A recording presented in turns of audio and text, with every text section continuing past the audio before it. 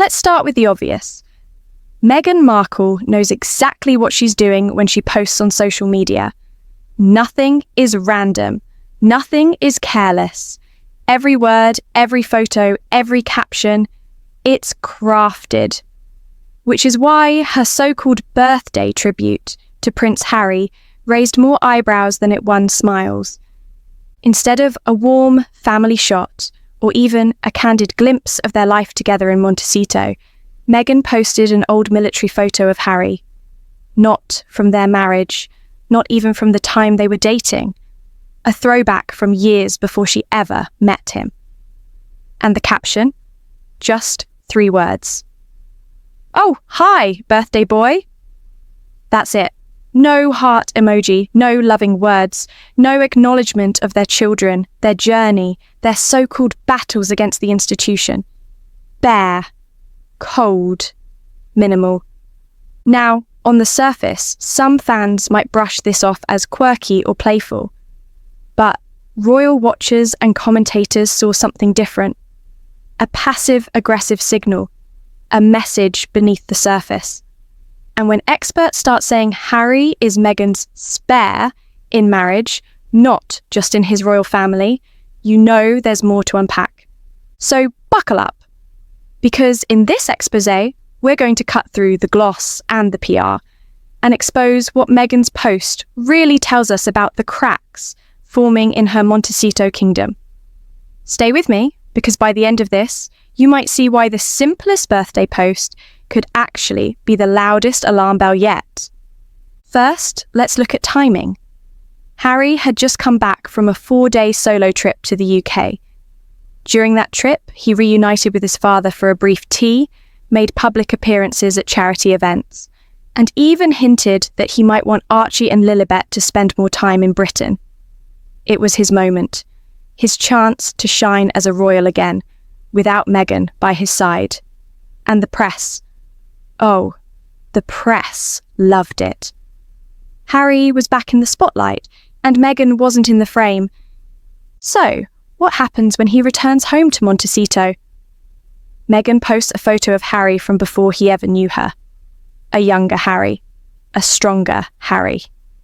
A Harry who wasn't weighed down by family drama, lawsuits, Netflix deals, or PR spin. Some experts believe Meghan was trying to remind him, and everyone watching, of who he was before her. That's not a tribute. That's a statement. And let's be honest, the caption itself was almost mocking. "Oh, hi, birthday boy." That's the sort of thing you say when you want to downplay, not uplift. Not "happy birthday to my incredible husband." Not "so proud of the man you are." Just "oh, hi." Dismissive, minimal, almost careless. Royal commentator Samara Gill didn't mince words. She called it random, barefaced, even strange. She questioned why Meghan, who so carefully curates her brand, would pick such an odd photo and such a cold caption. Her verdict? Trouble is brewing. And not just minor trouble, real cracks in the marriage. Now, think about this. Harry barely mentioned Meghan in his latest interviews, including a sit-down with The Guardian. He spoke about his causes, his battles with the press, his father, his need for security. But Meghan? Almost invisible in his answers. So, when Meghan fires back with a thin, throwaway Instagram post, is that a coincidence? Or is that her way of signalling her discontent? Drop your thoughts in the comments. I want to hear from you. Was this just a cheeky birthday nod? Or was it Meghan flexing control, reminding Harry and the world that she can take the spotlight back whenever she chooses? Because make no mistake, Meghan knows how the press works. She knows that choosing that old military photo would spark analysis. Royal biographer Ingrid Seward went so far as to call it calculated. Her view. Meghan picked the photo because Harry looked his most attractive. Masculine, young, carefree. She wanted to remind the world of the Harry she prefers. not the burdened father of two, not the controversial exile fighting lawsuits, the soldier, the macho prince. And here's where it gets ruthless. If that's Meghan's favourite version of Harry, what does that say about the man he is now? The man she helped shape? The man she left behind while he went solo to the UK? It's as if she's saying, this is the Harry I love, not the one struggling in interviews, not the one sidelined by his own family, but the man he used to be. That's not just nostalgia. That's criticism in disguise. Even more telling is what Meghan didn't post. No family photo with Archie and Lilibet. No couple shot from their glamorous California life. Nothing recent, nothing together. For a couple that once branded themselves as a united front against the world, this choice was jarring. Experts believe it was Meghan's way of taking attention back from Harry's solo spotlight. He came home glowing from UK coverage, so she made sure the conversation shifted. Back to her choices, her post, her control. And let's not forget, Meghan's birthday message landed in the middle of Harry's own PR push. His trip wasn't just about reunions. He also gave interviews, including to The Guardian, where he claimed his conscience was clear, that speaking out wasn't revenge, but accountability. Strong words, but words that positioned him as independent, almost separate from Meghan. The birthday post, stripped down and passive, almost felt like her way of cutting him back down to size. Which brings us to the core question. Is Meghan Markle using Harry as her spare in marriage, just as he was labelled in his royal family? When she wants him front and centre, she puts him there. When she needs the focus back on herself, she does that too. The balance of power isn't equal, and this birthday post may be the clearest sign yet. And this is just the beginning, because part 2 will dive even deeper into Harry's solo appearances, Meghan's absence from his UK trip, and why insiders believe the cracks in this marriage could widen into a full-blown split if the spotlight war continues. So don't go anywhere. Hit that subscribe button, drop your thoughts below, and stick around, because the real story is only just getting started. And here's where things get even more revealing. When Harry travelled back to the UK for 4 days, he looked lighter, more confident, almost like the prince people remembered before the storm. He caught up with old friends, he carried out Invictus duties, and he even hinted that he might bring Archie and Lilibet back for visits. The headlines were glowing, the coverage was sympathetic. For once, it was Harry, not Meghan, commanding attention. But did you notice who wasn't there? Meghan. She stayed behind in Montecito. No joint appearances, no couple's PR blitz. Just silence. And when Harry finally returned home, instead of a heartfelt welcome back, Meghan gave him a recycled throwback, a military photo from a lifetime ago. That was her contribution. Now ask yourself, if this marriage was truly solid, truly united, wouldn't she have wanted to show off that bond? A recent picture, a warm tribute, even a shot with their kids. Instead, what the world got was an image of Harry alone.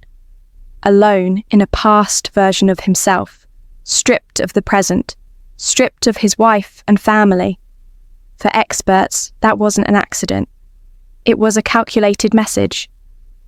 Royal biographer Ingrid Seward went so far as to say Meghan carefully chose that picture because Harry looked his most macho. Her words, not mine. Which begs the question, if Meghan is highlighting the Harry of 2015, is she saying the Harry of today, the husband, the father, the weary campaigner, just isn't good enough? And here's where the control dynamic shows its face. Meghan has long positioned herself as the strategist, the brains, the architect of their brand. Harry has often been the symbol, the face, the name, the royal bloodline. But when he goes solo, when he proves he can carry the spotlight himself, that balance shifts. Meghan doesn't like imbalance, which is why commentators like Samara Gill believe her post was less about celebration and more about reclaiming control. Think about it.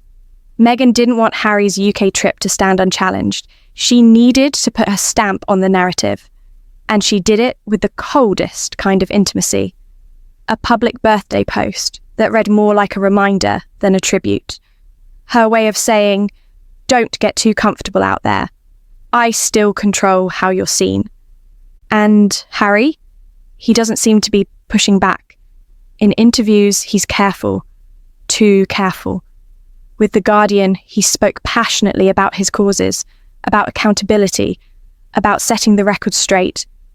But when it came to Meghan, almost nothing. A man supposedly bound by love and partnership, but barely mentioning his wife. That silence was deafening, and Meghan's post filled the void with her own carefully chosen message. Now, here's where the marriage dynamic turns brutal. Remember how Harry was branded the spare all his life? The shadow to William's heir? The one who didn't matter as much? The one who was expendable? Well, experts are now saying Meghan has placed Harry in the same role within their marriage. He's her spare, her supporting act, useful when she needs him, sidelined when she doesn't. It's a cruel irony. Harry fought his family, burned bridges, and crossed oceans to escape being the spare. And yet, in Montecito, he may have walked straight back into the same role, just under Meghan's control this time. Look at the pattern. When Meghan needs press, Harry is front and centre. Netflix, Spotify, interviews, he's part of the brand. But when Harry shines on his own, Meghan reclaims the narrative. That birthday post wasn't just a celebration, it was a reset button, her way of re-establishing dominance. And what about the children? Archie and Lilibet were completely absent from that post. No mention, no sweet family moment. For a couple who once claimed they wanted a normal, happy family life, that absence screamed louder than words. It told the world this wasn't about family, this wasn't about love. It was about control. Let's not forget the bigger backdrop. Harry's trip included a surprise stop in Kiev, where he vowed to help veterans and support recovery efforts. It was bold, it was risky, it was princely, but it also set him apart from Meghan's Hollywood image. He wasn't the exiled husband anymore, he was the royal on a mission. For Meghan, that shift could have been threatening. Because if Harry can command headlines on his own, where does that leave her? Now, I want to hear your take. Was Meghan's post simply careless, or was it a deliberate move to cut Harry back down after his successful UK trip? Drop your thoughts below, and don't hold back. Because here's the reality. Cracks in this marriage are starting to show. Meghan and Harry have built their brand on unity, on fighting together. But when the cracks start with something as small as a birthday post, they often grow into something much bigger. Experts say the spare in marriage narrative isn't just tabloid noise. It's the ugly truth surfacing in plain sight. And if Meghan truly sees Harry as her spare, this marriage may be on a collision course. A battle of egos, a war for control. And the world is watching, frame by frame, caption by caption. So here's the question that should keep both Meghan and Harry awake at night. How long can a marriage survive when one partner always needs the spotlight? The answer may come sooner than they think. And if you've stayed with me this far, you know we're not done. This saga is only getting messier. So hit that subscribe button, smash the like, and make sure you don't miss the next exposé, because the cracks in Montecito may just be the beginning of the end.